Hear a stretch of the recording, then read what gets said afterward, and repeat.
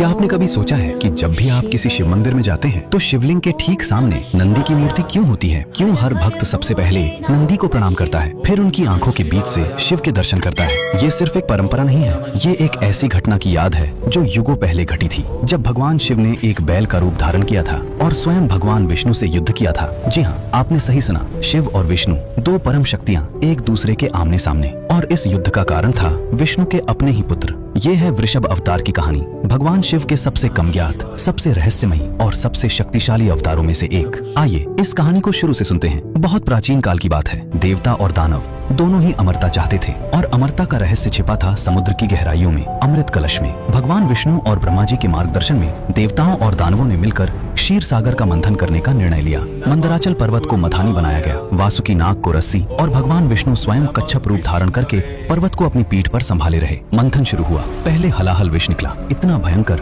कि पूरी सृष्टि का विनाश हो सकता था। भगवान शिव ने उसे पी लिया और अपने कंठ में धारण कर लिया, जिससे उनका गला नीला पड़ गया और वे नीलकंठ कहलाए। फिर निकले 14 रत्न, लक्ष्मी, कामधेनु, ऐरावत हाथी, उच्चैश्रवा घोड़ा, कौस्तुभ मणि और अंत में अमृत कलश। लेकिन जैसे ही अमृत कलश प्रकट हुआ, देवता और दानव दोनों उसे छीनने के लिए टूट पड़े। दानवों ने बलपूर्वक कलश अपने कब्जे में ले लिया और भागने लगे। तब भगवान विष्णु ने कुछ ऐसा किया जो किसी ने सोचा भी नहीं था। भगवान विष्णु जानते थे कि दानवों को रोकने के लिए युद्ध काम नहीं आएगा। उन्होंने अपनी माया से कुछ अत्यंत रूपवान अप्सराओं का सृजन किया। ये अप्सराएं भगवान शिव की भक्त थीं और उनका काम था दानवों का ध्यान भटकाना। जब दानवों ने इन मनमोहक अप्सराओं को देखा तो वे अमृत कलश भूलकर उनके पीछे भागने लगे। इस बीच भगवान विष्णु ने मोहिनी रूप धारण किया और चालाकी से देवताओं को अमृत पिला दिया। दानवों को केवल छलावा मिला। जब दानवों को इस छल का पता चला तो वे अत्यंत क्रोधित हो गए। उन्होंने उन अप्सराओं को बलपूर्वक पकड़ लिया और पाताल लोक की अंधेरी गुफाओं में बंदी बना लिया। दानवों ने देवताओं पर फिर से आक्रमण कर दिया, लेकिन इस बार देवता अमृत पान कर चुके थे और अमर हो चुके थे। दानवों को भीषण पराजय का सामना करना पड़ा और वे प्राण बचाने के लिए पाताल की ओर भाग गए। भगवान विष्णु उनका पीछा करते हुए पाताल तक पहुंच गए। पाताल लोक एक ऐसी जगह जहां सूरज की रोशनी कभी नहीं पहुंचती, जहां नागों और राक्षसों का राज है और जहां अंधकार इतना गहरा है कि भय भी डर जाए। भगवान विष्णु ने पाताल में प्रवेश किया और एक एक करके सभी दानवों का वध कर दिया। युद्ध के बाद जब वे पाताल की गुफाओं में घूम रहे थे तो उन्हें वे अप्सराएं बंदी अवस्था में मिली। भगवान विष्णु ने उन्हें मुक्त कराया और अत्यंत करुणा से उनसे कहा, अब तुम स्वतंत्र हो, जाओ और जहाँ चाहो वहाँ जाओ। लेकिन अप्सराओं ने जब विष्णु के तेज, उनके सौंदर्य, उनके पराक्रम और उनकी करुणा को देखा तो उनके मन में एक इच्छा जागी। वे सोचने लगी, काश हमें भी भगवान विष्णु जैसा पति मिले, कितना सुंदर होगा वो जीवन। और इसी इच्छा ने आगे चलकर एक ऐसी घटना को जन्म दिया जिसने तीनों लोकों को हिला दिया। अप्सराएं पाताल से निकलकर सीधे कैलाश पर्वत की ओर चल पड़ी। हिमालय की ऊंची चोटियों को पार करते हुए, बर्फीली हवाओं को सहते हुए और अनगिनत कठिनाइयों का सामना करते हुए वे कैलाश पहुंची। वहां बर्फ से ढके शिखर पर भगवान शिव समाधि में लीन थे। उनकी जटाओं से गंगा प्रवाहित हो रही थी और चारों ओर गहन अलौकिक शांति। अप्सराओं ने भगवान शिव की कठोर तपस्या शुरू की। दिन बीते, महीने बीते, लेकिन उनकी तपस्या नहीं टूटी। अंततः भगवान शिव प्रसन्न हुए और उन्होंने पूछा, क्या चाहती हो तुम? अप्सराओं ने हाथ जोड़कर कहा, हे महादेव, हमें ऐसा वरदान दीजिए कि हमें भगवान विष्णु जैसा पति प्राप्त हो। हम उन्हीं के साथ जीवन बिताना चाहते हैं।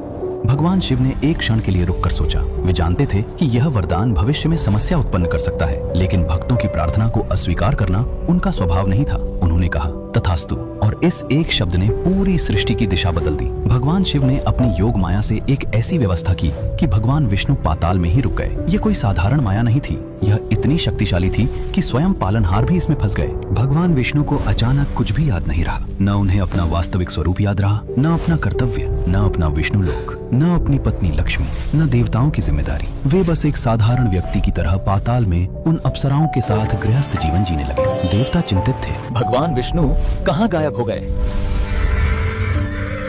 उन्हें खोजना होगा।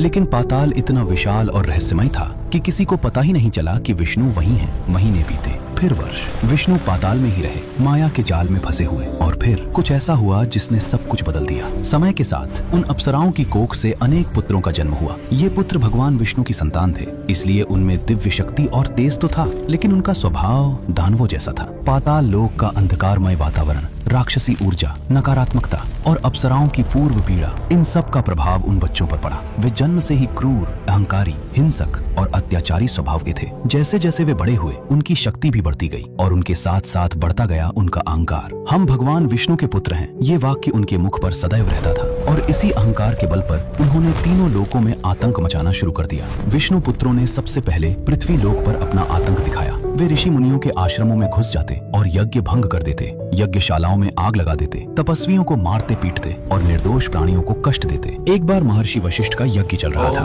पूरा आश्रम शांत था, वेद मंत्रों की ध्वनि गूंज रही थी और यज्ञ की पवित्र अग्नि जल रही थी। तभी अचानक विष्णु पुत्र वहां आ थमके। उन्होंने यज्ञ कुंड में पत्थर फेंके, ऋषियों को धक्के दिए और महर्षि वशिष्ठ से कहा, तुम्हारी हिम्मत कैसे हुई हमारे सामने यज्ञ करने की?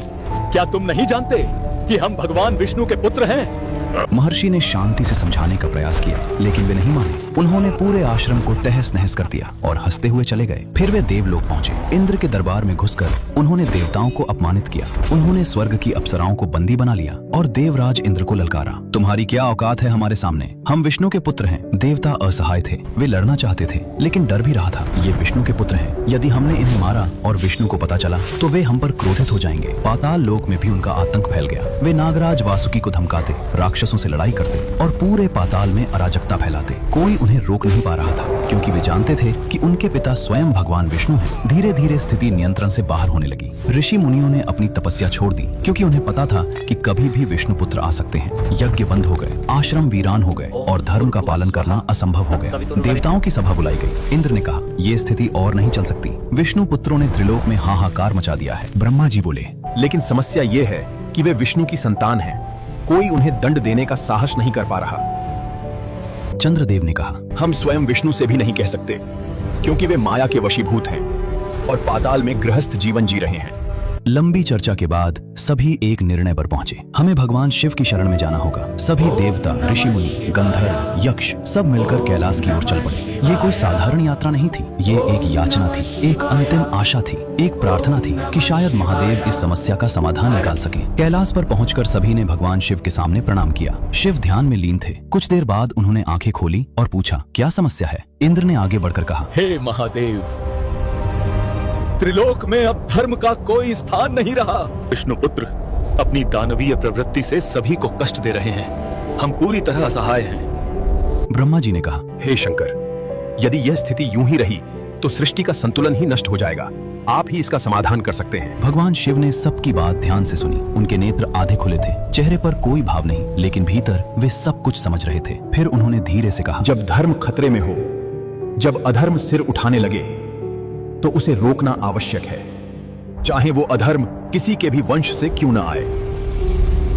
मैं इस समस्या का समाधान करूंगा। देवताओं ने राहत की सांस ली। भगवान शिव ने अपनी आंखें बंद की। कैलाश पर गहन शांति छा गई, जैसे समय थम गया। धीरे धीरे भगवान शिव के शरीर से एक तेज निकलने लगा, पहले धीमा, फिर तेज और फिर इतना चमकीला कि देवताओं को आंखें बंद करनी पड़ी। वो तेज एक आकार लेने लगा और फिर प्रकट हुआ एक विशाल, भव्य, तेजोमय नीले रंग का बैल। ये कोई साधारण बैल नहीं था। इसका आकार इतना विशाल था कि पर्वत भी छोटे लगने लगे। सींग मजबूत और नुकीले, जिनसे दिव्य प्रकाश निकल रहा था। आंखों में शांत लेकिन तेजस्वी अग्नि, जैसे संपूर्ण ब्रह्मांड का ज्ञान उनमें समाया हो। और खुर ऐसे कि जिनके एक प्रहार से पृथ्वी हिल जाए। देवता विस्मित खड़े रह गए। नंदी ने भी अपने स्वामी के इस दिव्य रूप को देखकर आदर से सिर झुकाया। भगवान शिव ने वृषभ रूप में एक बार कैलाश को निहारा, फिर धीरे धीरे पाताल की ओर बढ़ने लगे। वृषभ की चाल धीमी थी, लेकिन हर कदम पर पृथ्वी थोड़ी कांपती। हर खुर की आवाज एक गूंज उत्पन्न करती जो तीनों लोकों में सुनाई देती थी। जिस मार्ग से वृषभ गुजरे, वहाँ का वातावरण बदल गया। जहाँ पहले भय था,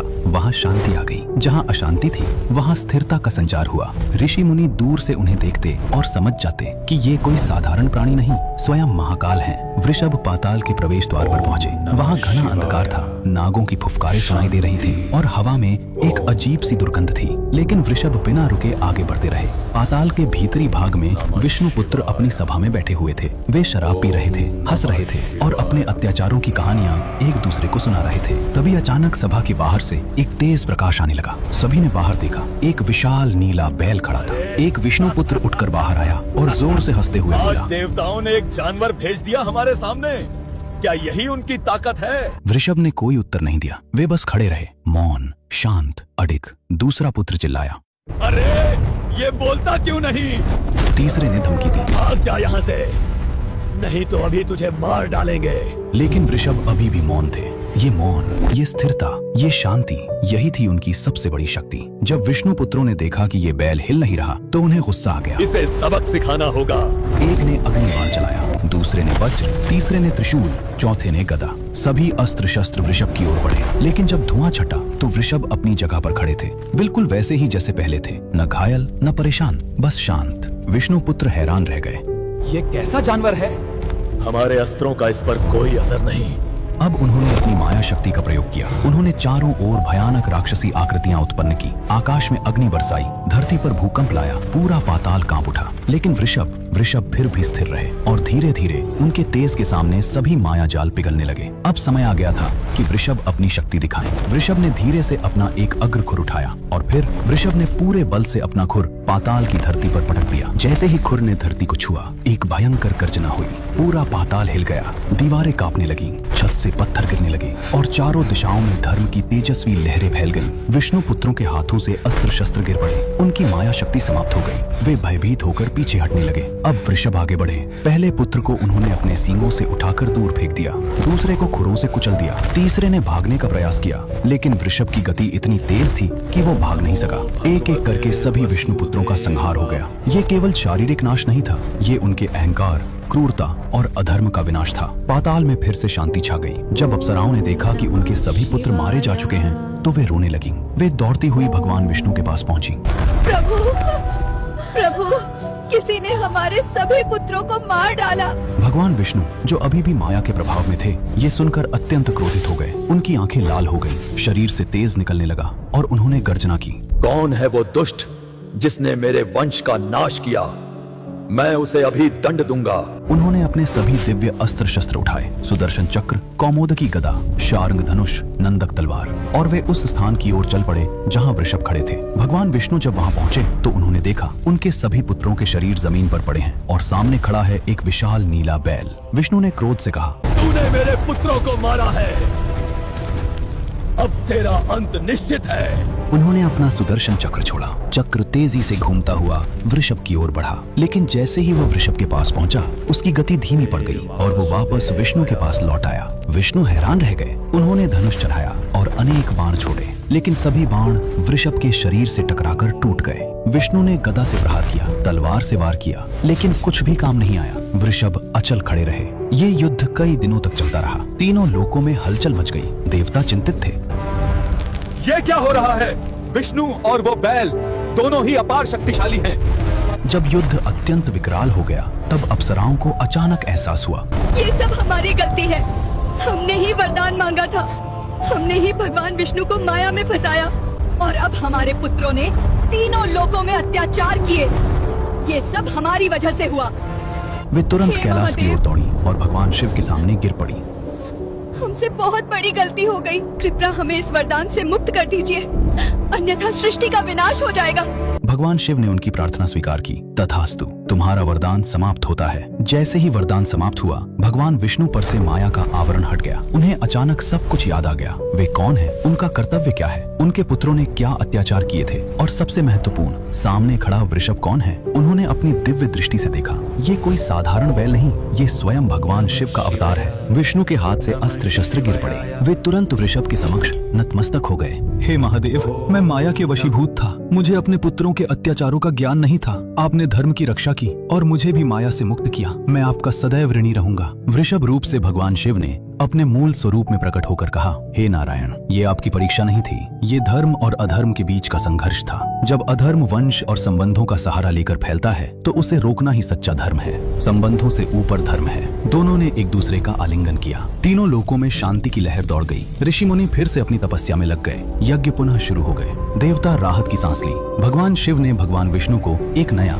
और भी शक्तिशाली सुदर्शन चक्र प्रदान किया। इस घटना के बाद भगवान शिव का वृषभ रूप अत्यंत पूजनीय हो गया। गया। यही कारण है कि आज हर शिव मंदिर में नंदी की मूर्ति शिवलिंग के सामने विराजमान रहती है। नंदी केवल भगवान शिव के वाहन नहीं है, वे उस वृषभ अवतार की स्मृति है जिसमें शिव ने धर्म की रक्षा के लिए बैल का रूप धारण किया था। जब भक्त नंदी की आंखों के माध्यम से शिवलिंग के दर्शन करते हैं तो ये प्रतीक है कि शिव तक पहुंचने का मार्ग वृषभ जैसी स्थिरता, धैर्य, भक्ति और धर्म निष्ठा से होकर जाता है। ये कथा हमें सिखाती है कि धर्म सर्वोपरि है। चाहे संबंध कितना भी गहरा हो, यदि अधर्म फैलता है तो उसे रोकना आवश्यक है। स्थिरता ही सच्ची शक्ति है। वृषभ ने बिना शोर शराबे के, बिना क्रोध के, केवल अपनी स्थिरता से अधर्म को परास्त किया। माया बहुत शक्तिशाली है। भगवान विष्णु जैसे पालनहार भी इसमें फंस गए, लेकिन सत्य का प्रकाश अंततः सामने आता ही है। शिव और विष्णु एक ही उद्देश्य के लिए हैं, धर्म की स्थापना। उनके बीच ये संघर्ष वास्तव में ब्रह्मांडीय नाटक था जिसका अंत धर्म की विजय में हुआ। आज जब भी आप शिव मंदिर में नंदी को देखें तो याद रखें, वे केवल एक मूर्ति नहीं